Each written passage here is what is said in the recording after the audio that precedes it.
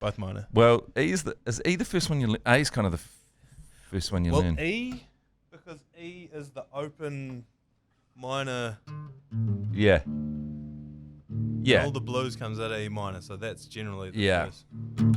And if completely open is a form of E minor as well. It's E, like with nothing. That's an E.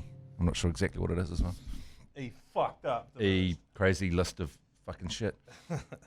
E scrambled. All right. Live from the Export Beer Garden studio and brought to you as always by Export Ultra, the beer for here. This is the Agenda podcast for Wednesday, the Checks' phone, 20th of November. The Agenda podcast, the home of sporting nonsense and claptrap. Brought to you by Export Ultra. And a big kia ora to Matt Heath. Good morning.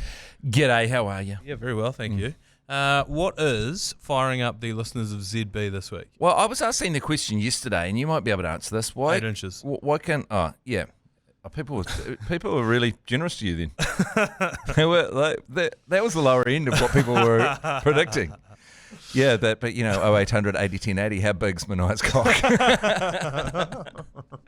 that fired up the phones. Yeah. No, what were they? Oh, I was just asking this question, and yesterday, I can't remember anything, but I was talking about waka kotahi, and why can't they work 24 hours a day? Yeah. Why can't you have 3 shifts? And no one could give me an answer. Well, mines run 24 hours a day. Yeah. If there's gold to be extracted out of a mountain, Yeah. you'll figure it out pretty quick, won't you? Yeah, because you see all those people, and I think it's cool how they've got their beekeeper hats on now, the reflective beekeeper hat. Yep. But it's horrible working in the middle of the day in summer. Yep. Like, it is brutal. Yeah. So you'd want a rotation. Yeah, that's right. I think working even 2 shifts, you know. 2 12-hour shifts. Like I said, mines. They figured this out ages ago. Yeah, it just seems you'd get it done. Yeah. You'd get it done. Anyone who needs to get through a mountain of work in a short space of time runs that way. Yeah. They do 2-day shifts, 2 night shifts, 4 days off. That's how almost every mine, the Fonterra plants will run that way. I worked shift work for a long time, and boy, it turns you into a very strange person. Well, it takes years off your life, doesn't it? It does, yeah, because you can't sleep. That's right. So you get home, and then everyone in your flat's getting up, and you're like, this blows. This sucks. It actually does, yeah. You have to have a cave. If you're going to work shift work, you need to live in a cave that you can go back to. I worked on a farm that did, I want to say 14 or 16-hour milking. So we'd milk it like 6 in the morning, then like 8 o'clock at night, and then the next day at lunchtime. And that was because there were so many cows and not enough grass. So they needed longer between milkings. So it's basically 3 milkings every 2 days. Oh, yeah. Very confusing schedule. And it sucked because if your mates are on the piss, I'm not finishing work till like midnight, 1 in the morning. Yeah. So then you show up, everyone's written off. Or I finish it about 3, 4 in the afternoon. Great, we're on it. I'm milking again tomorrow morning. Yeah. So it's like, Yeah. it kills you, the shift work. Yeah. Having said that, we need the roads fixed. Yeah, we need just get it done. Get it done. And that brings me to regurgitating some of the content I used this morning on the Jerry Nee Matt show on Night of Breakfast this morning. Obviously, yesterday in the lead up to it, we saw the power of a Hikoi in terms of getting your opinions out there, putting something to the forefront of everyone's mind. What are everyday things that piss you off so much that you would just about start a Hikoi for? Jeez, that's a really good question. So I went with passwords for like internet accounts. I fucking hate them. I don't want them. Every time I log in, I forget the password. Then it reset your password, sends it to your email address. Well, what's my fucking password for my email address? Can't do that. Yeah, and then they go, that password's been used too many times. Gotta so come you up with a can't new use one. that. But that's my password. I use it on everything. It's all I've got. And I've got nothing. Like, I've got no more. My bank account, sure, lock that up. Yeah. I was talking to my mate Phil about this, and and he was talking about whether our partners at the time got hacked into our emails or our phones, and we think that we were saying they'd probably break up with us for how boring our chat is. 100%. My missus would too. She'd be like, "Oh my god, that's what you guys talk about." There's no secrets. It's just pathetic. 3 fantasy teams, no side chicks? You're a loser. I can't be with a loser. I remember once a girlfriend came home and found me and my mates, and we'd set up a D&D board, and we were all in costumes, and we had candles, and we'd been playing, and 2 of our girlfriends came home, Yeah, and I reckon they would have rather caught us cheating. Yeah. I reckon they would have rather caught us in bed with other women than what they saw that day. With cloaks and hoods on. I've always, and we'll talk about fantasy sports very shortly, but I've always had this theory that no man with more than one fantasy team is cheating on his missus. It's too much admin. It's too much to keep track of. I told that to Laura McGoldrick one day, and she goes, no, they're not cheating because no girl wants to be with a guy with more than one fantasy team. Well, I tell you what, in our fantasy team, in our fantasy league, Finkelclutcher, it's been a lot of controversy. I'm the commissioner of the league, and I've been accused of cheating unfairly. And there's been accusations of a smoking gun. There's no evidence being put across. And everyone should know by the fact I couldn't pause the draft that I wouldn't know how to cheat in a fantasy. Can you cheat? I actually want to know. Can someone, maybe someone on yours, please, can tell me how, if you're in an NFL fantasy league as the commissioner, you could cheat? What's in the back end that I could do? I don't know. Could I cancel people's waivers? That would probably be like reverse the waiver order or something like that. I don't know. You can veto trades and things like that, but there haven't been too many of those. Just to back the truck up a little bit, there have been allegations came into our group chat just yesterday, actually, from one member, Phil, who is alleging that Cass has told him that there is a smoking gun, that he knows you've been cheating as the commissioner of our league, and he has a smoking gun. And Phil brought that to the group chat. First of all, I didn't feel like that was Phil's place to bring to the group chat. If Cass has the smoking gun, bring it out. Bring it out. Bring it out. But also, he needs to address that in the group chat. So then Phil posts a screenshot of a text conversation that he's had with Cass, and Cass says, I have a smoking gun that proves, I'll try and find it verbatim because it's quite funny. I don't want to alarm you, but Matt is using his position as commissioner in fantasy football to cheat. And then Phil replied, said, really? Got proof? Cass said, I have massive proof. A smoking gun, if you will. And that's where the conversation ended. So now this has sent shockwaves through our fantasy league. Well, what is the smoking gun? What could it possibly be? I put two polls into the group chat. One was, do you still basically have support? And do you still support the commissioner? Yes, no, or maybe. Yeah. And should Phil put up or shut up around the smoking gun? Both came back up in my favour. He's been told to put up or shut up. Well, you did vote heavily in your own favour in both those. Turns out in that poll you can vote as many times as you want. And so, which lends a bit of credence to the smoking gun theory. If you're willing to cheat on the poll and the but as a commissioner and to try and gain the support back of the team under this, pretty. I actually need the whitewash team and actually help me out. That they send. But I was thinking about and actually was a suggestion that you came through around some novelty rounds.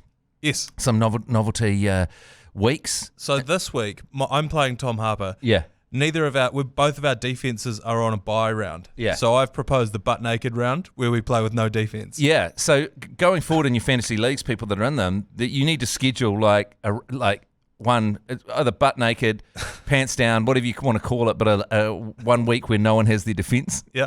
And I mean that's exciting, isn't it? It mixes it up.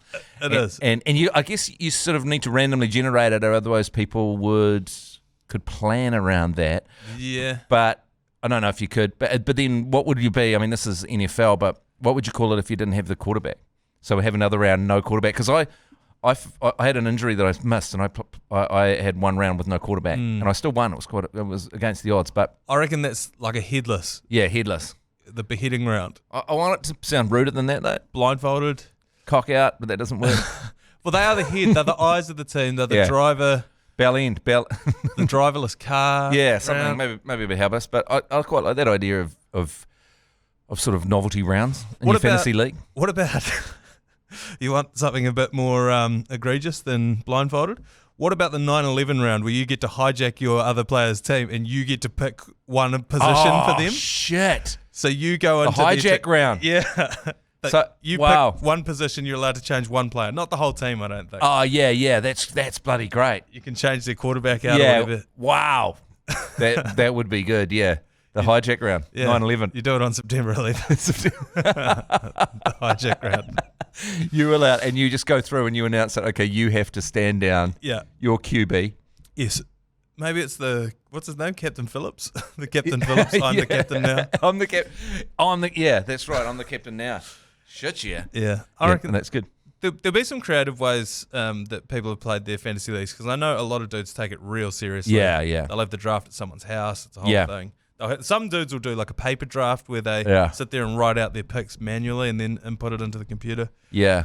Well, I've had quite a good round. I think I'm still the head of the competition, which is why there's these allegations against me. But I had the absolute shitter of the draft. Like, everything went wrong for me. And, I was in a state of absolute depression after it. And it's been going really well. And it just shows how little I know. I had the opposite, which again shows the exact same thing. For 2 years running now, I have been forecast to never lose a game. I've never, in fantasy football has never predicted that I was ever going to lose a game. Yeah. And yet I think I came almost dead last year. Yeah. And I'm eating shit this year.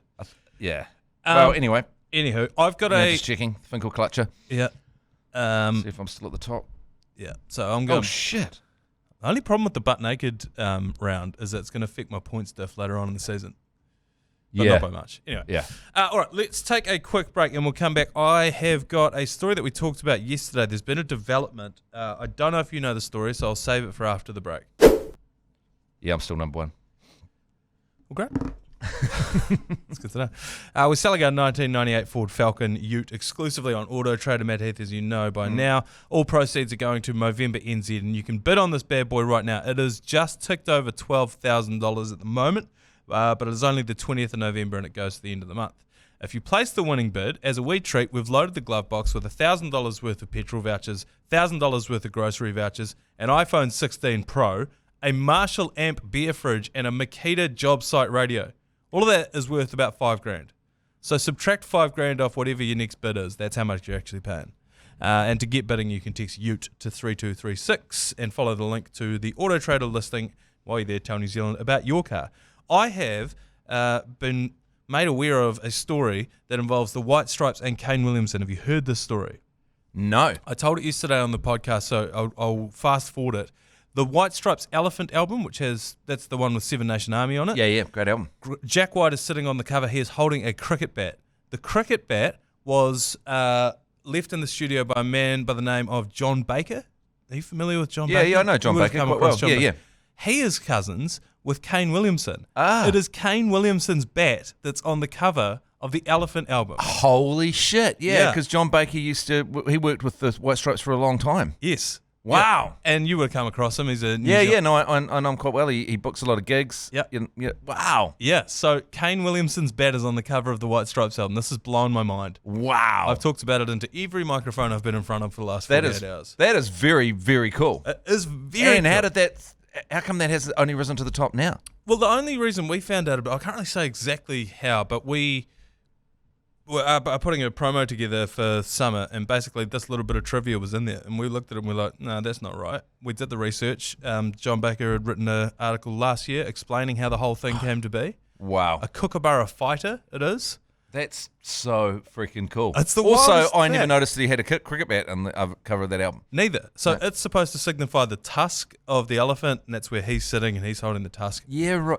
It's washed out, so it's white. You can't see what's on it, but it is a Kookaburra fighter, and we know that because the bat still exists. Give him a taste of kiwi, eh? I know. Kane Williamson. Yeah. He's got his arms and his influence extends a long way. Oh, my God.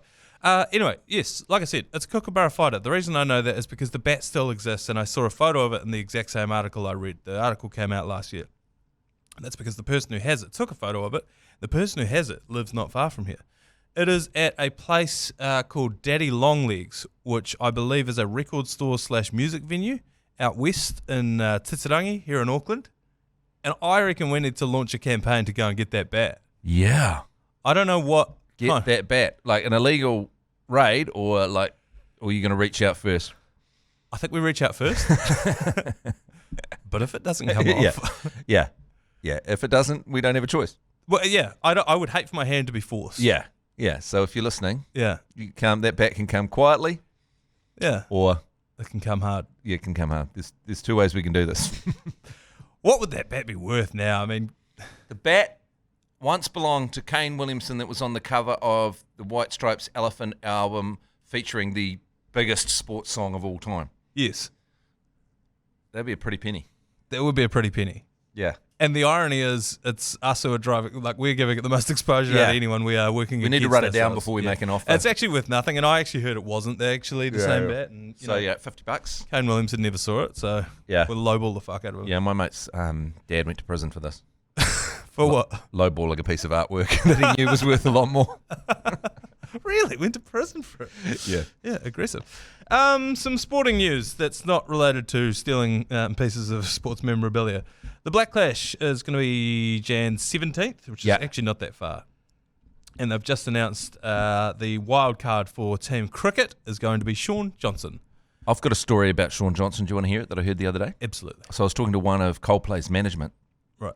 And he was saying to me, I said, how's your time been? He's good. Yeah. He goes, I went to, we had an after party last night and a bunch of people came and I was talking to this guy. He's a great guy, like really, really good looking guy. Great chat. Talked to him for ages. And he asked me everything about Coldplay, everything about the tour, everything about life. Yeah. And at the end, I found out it was Shaun Johnson from someone else. So Shawnee J had this whole chat about someone else's life, some manager in their life, and didn't at any point bring that up, that he was Shaun Johnson. Was it an Englishman that he was talking to? Oh, yeah. So he may not have known who... Oh, he obviously didn't know. He didn't know who Shaun Johnson was. Shaun Johnson was. But then he went back over and he said, I hear that you're Shaun Johnson. Everyone's very excited that you're here. And he goes, oh, yeah.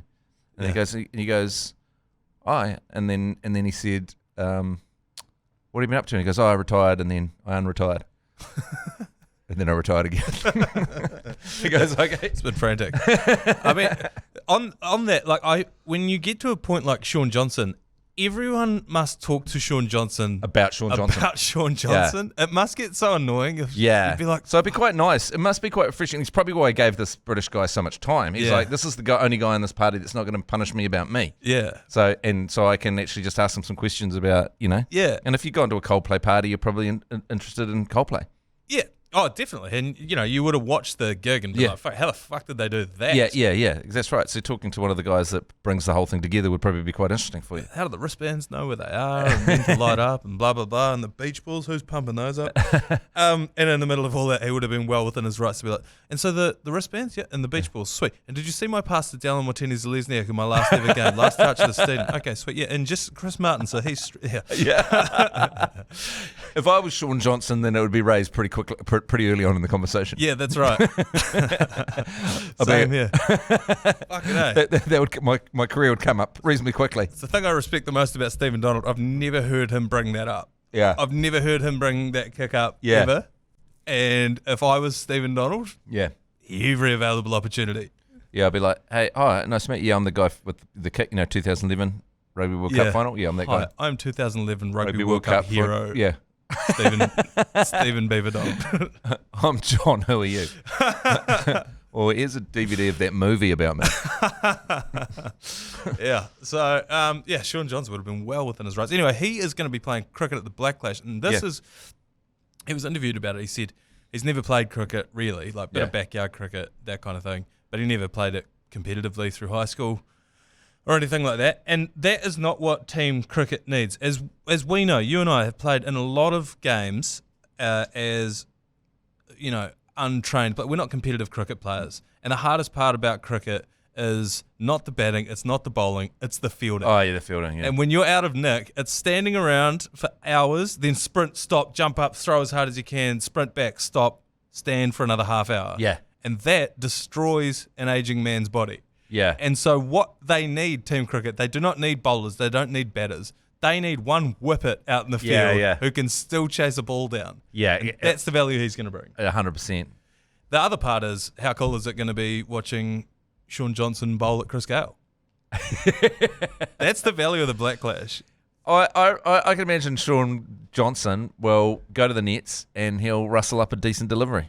I reckon he could, yeah. Yeah. He is an outstanding nick. Yeah, and that's the thing. Those people that genetically disposed to being great at sport, genetically disposed to being great at most sports. Yeah, he'll figure it out. Yeah. And plus, like you were just saying before, he knows Chris Martin pretty well, so I wonder if Chris gave him a few bowling tips. Might not be a great batter.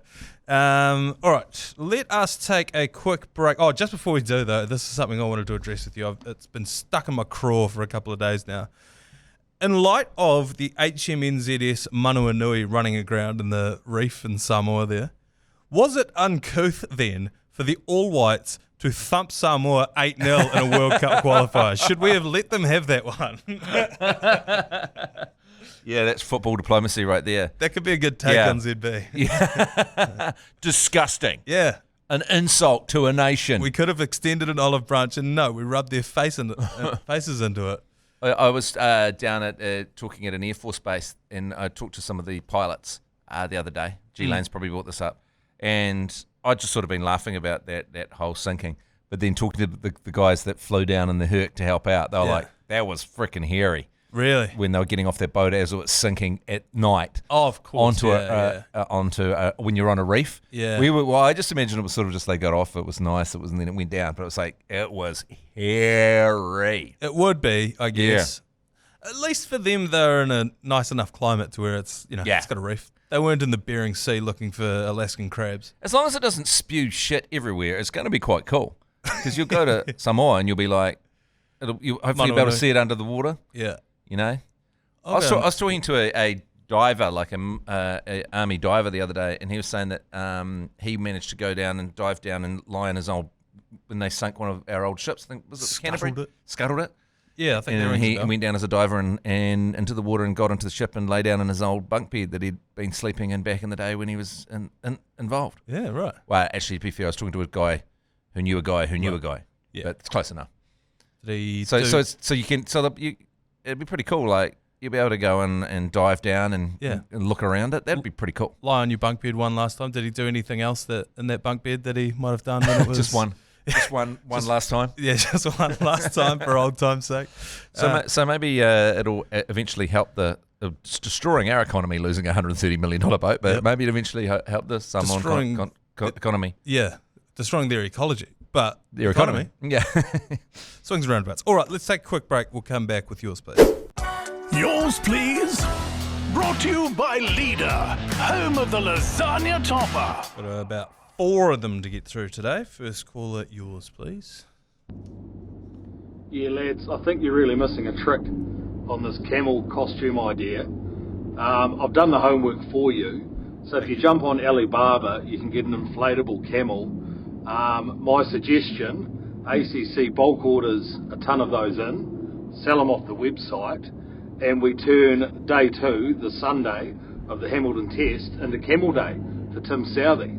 Thoughts?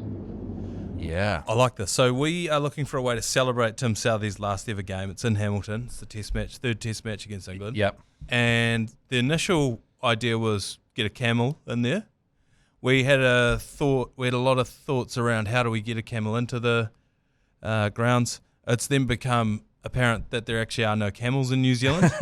There's none at all. There's none that my missus is aware of, and she works in the industry. Yeah. So I like the idea of, do we dress up or do we sell some sort of merch, some sort of camel merch? Yeah. I don't mind day 2. My ideal would be, the Holy Grail would be day 5, which is Wednesday, hump day for the sexy camel. Yeah. Get your humps out for the sexy camel. Oh, that's not bad. You get your humps out, like your lovely lady humps. Your humps, bloody headphones. Your humps, your lovely lady humps. Your lovely lady humps, that's right. Yeah. Or whatever humps you have available to you. What about if everyone, because you can get thrown out for smoking, right? Someone always said you can't. You get 1 quart on the vape, but you're thrown out immediately for smoking, right? Yeah. Everyone slides in, soft back camel in the back pocket. Yeah. And then just on cue, at a particular moment, you get 5,000 people to light up a dart. Men, camel, women, and children. for the sexy camel. In unity. And you have a sexy camel for the sexy camel. I mean, it might not work because people will be just like, why are they smoking? And then there's another step before you realise that they're smoking camels, and someone will turn up with a B&H special filter and it will ruin the whole thing. Yeah, the English commentators will ask Smithy what the fuck's going on. And he'll be like, okay, so there's these dickheads. And they call him the sexy camel, and there's also a brand of cigarettes called Camels. And it's too. It's probably slightly too convoluted. That's why you've got an 8-year-old smoking a durry on the boundary. Yeah. Why is that 8-year-old smoking a durry? Well, it's funny you should ask that. I think getting lovely lady humps out is much better. Lovely lady humps, yeah. I don't mind that. Babs out for Sally. Yeah. Okay. I mean, there's probably been a few out for him over the years. I imagine there would have been. In an amateur and a professional manner. In a professional capacity. Yeah. Babs out in a professional capacity. Another call here, yours, please. Yeah, hey fellas. Hey, is it time for the NRL to go full NFL? Expand the league to 20 teams, have 2 conferences of 10 teams, split those conferences in 2 with 2 divisions, 5 teams per division. The winner of each division gets into the playoff, have 4 wild cards, and go ham on it. That brings, you can have a draft and all that kind of stuff too. Just more shit to talk about, boys. Thoughts?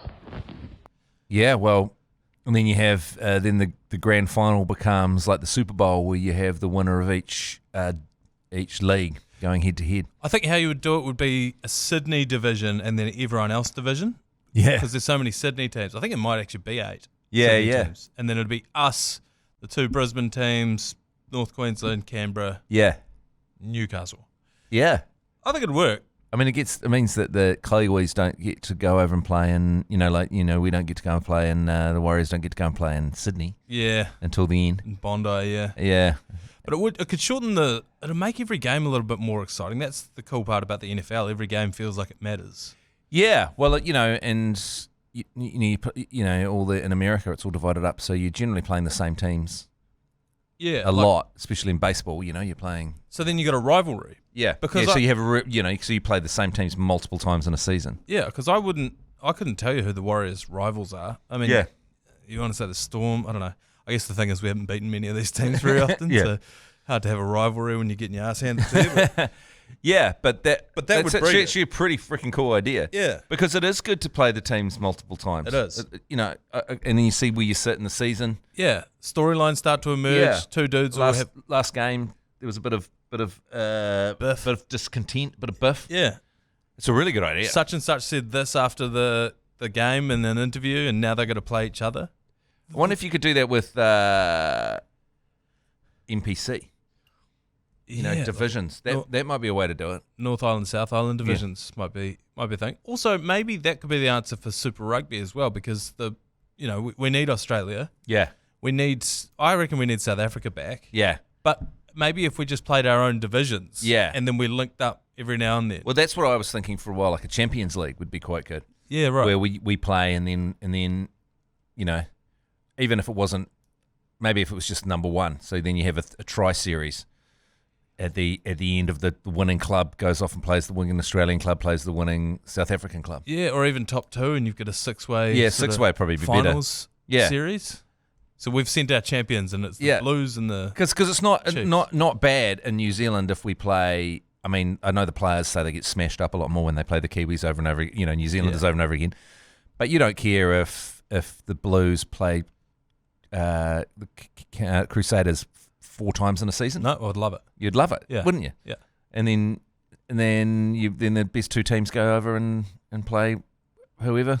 And then, but because the other part of that is, if you're a Highlanders fan, you can get them behind whatever team we send over because they're now our champion. Yeah, exactly. And so you can throw your weight in behind. Actually, that is.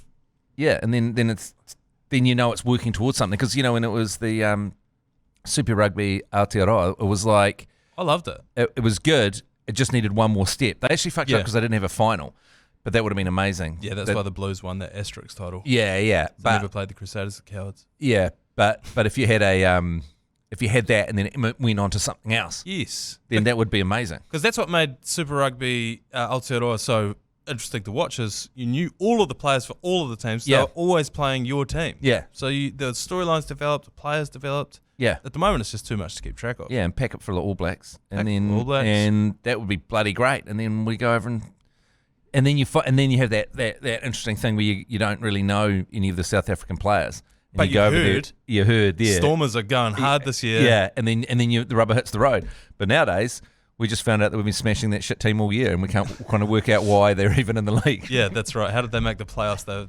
lost more than they won. Yeah, look, we've said a lot of dumb shit on this podcast. That might not be one of those dumb things. Yeah. Super Rugby Champions League. Super Rugby Champions League. All right, let's finish this on a high. One last caller. Yours, please.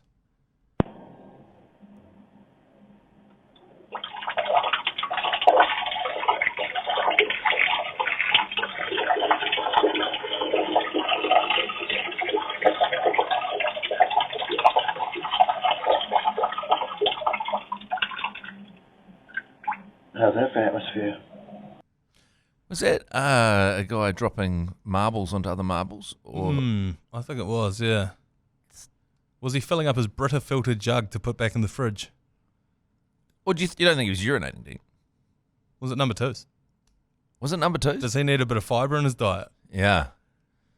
Some more questions than answers from that call. Ask more questions. All right, I think that is as good a time as any to knock this thing on the head. Thank you very much for joining me this morning, Heath. Thanks for having me.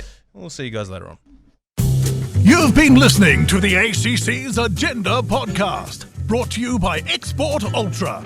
For more episodes, like and follow on iHeartradio or wherever you get your podcasts.